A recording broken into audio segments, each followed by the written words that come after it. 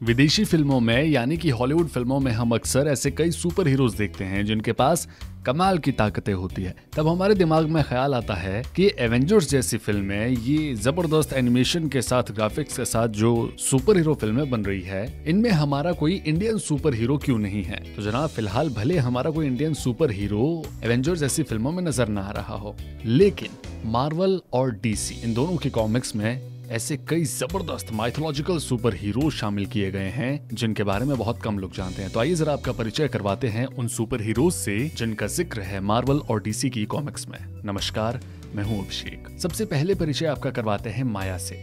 जी हाँ, माया DC universe में एक काल्पनिक भारतीय कॉमिक बुक सुपर हीरोइन है और सबसे पहले इन्हें जस्टिस लीग 1993 में दिखाया गया था। वो उस ग्रुप की मेंबर थी जब तक कि उनका अलगाव नहीं हो गया था। चांदी गुप्ता यानी कि माया जब छोटी थी तभी उन्हें अपने शरीर में अजीब सा बदलाव महसूस हुआ और खास शक्तियां निकलने लगी जो उनके किशोरावस्था में बढ़ती रहीं। इसीलिए वो किसी तरीके से बचकर वहां से भाग निकलती है और लंदन पहुंच जाती है। वहां पहुंचकर वो देखती है कि एक विलन जस्टिस लीग से लड़ रहा है। ना चाहते हुए भी अपनी शक्ति का प्रयोग करती है और उस विलन को हरा देती है। बस इसी के बाद जस्टिस लीग उसे अपनी टीम में शामिल कर लेते हैं। तो इस तरीके से मार्वल और डीसी में जिक्र माया का, इंडियन सुपर हीरो। वहीं पर आती है टाइम स्लिप यानी कि रीना पटेल।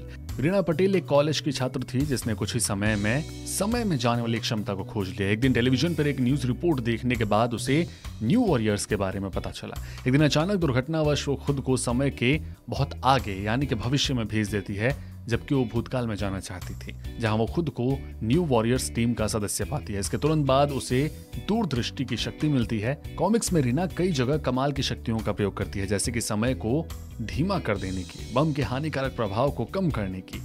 ठीक इसी तरीके से एक और इंडियन सुपर हीरो वेस्पर यानी कि रानी जतविंदर, उसके पास टेलीपैथिक और टेक्नोपैथिक क्षमताएं हैं। वो अपने मन के साथ ही साइबर स्पेस में प्रवेश कर सकती है और इसकी वजह से वो अपने शरीर को बाहर के हमले से बचा सकती है। ठीक इसी तरीके से थंडरबर्ड यानी कि नील शारा कोलकाता में एक समृद्ध परिवार से ताल्लुक रखता है, जहां उसके पिता शहर के पुलिस प्रमुख हैं। लेकिन जब उसका रिपोर्टर भाई यानी कि एक जर्नलिस्ट भाई संजीत गायब होता है तो नील अपने माता पिता की इच्छाओं के खिलाफ जांच करने का फैसला करता है। नील अपने पिता के सबसे अच्छे जासूस कर्मा शापंदर के पीछे जाता है और जब कर्मा उसे ठग के एक समूह से बचाती है तो दोनों के बीच लव अफेयर शुरू होता है। तब से दोनों यानी कि नील के भाई की खोज शुरू हो जाती है। तो इस तरीके से थंडरबर्ड यानी कि नील शारा का इंट्रोडक्शन करवाया गया है। देन उसके बाद आती है करीमा शापंदर भारत की एक पुलिस अधिकारी थी जो अगोमा प्राइम सेंटिनल में परिवर्तित हो गई और ये तब हुआ जब वो एक ऑपरेशन में गई थी, जीरो टॉलरेंस प्रोग्राम। ये शुरू तब हुआ जब करीम को नील शारा, जो कि बाद में थंडरबर्ड के नाम से जाना गया, उसकी देखभाल के लिए भेजा जाता है। वो जासूस थी। नील अपने भाई संजीत की तलाश में था। जल्द ही नील और करीमा के बीच रिश्ता बन जाता है, रोमांटिक रिश्ता बनता है, संबंध बनते हैं और उन पर हमला होता है। उसके बाद सेरेब्रा यानी कि शक्ति हद, कुछ ऐसा ही नाम है, शक्ति एक्स नेशन 2099 की संस्थापक है। वो एक शक्तिशाली और क्रूर व्यवसायी जिल की बेटी है जिसकी कंपनी ने अपने मुनाफे के लिए बेगुनाहों पर कई अजीब से आनुवंशिक प्रयोग किए। शक्ति एक शानदार युवा महिला थी और आनुवंशिकी में एक विशेषज्ञ, लेकिन उसके दयालु स्वभाव ने उसे अपने पिता की कंपनी का विरोधी बना दिया।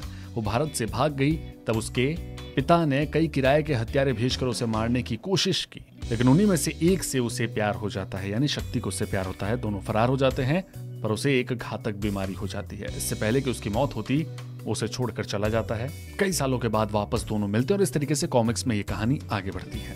देन उसके बाद ग्रिड यानी कि दिनेश त्योल एक भारतीय इंजीनियर था, किंतु टेरिगन धुंध बादल से प्रभावित होकर उसके अंदर चुंबकीय शक्ति विकसित हो जाती है। इस शक्ति को वो काबू करना भी सीख जाता है और इसके बाद की एक अलग कहानी जो चलती है इन्हीं के साथ। लेकिन इतना जरूर है कि मार्वल्स और डीसी में, इनकी कॉमिक्स में भारतीय सुपर हीरोज को भी जगह दी गई है। तो फिलहाल तो ये कुछ कैरेक्टर्स हैं जो मार्वल और डीसी की कॉमिक्स में शामिल हैं। इस वीडियो में फिलहाल इतना ही।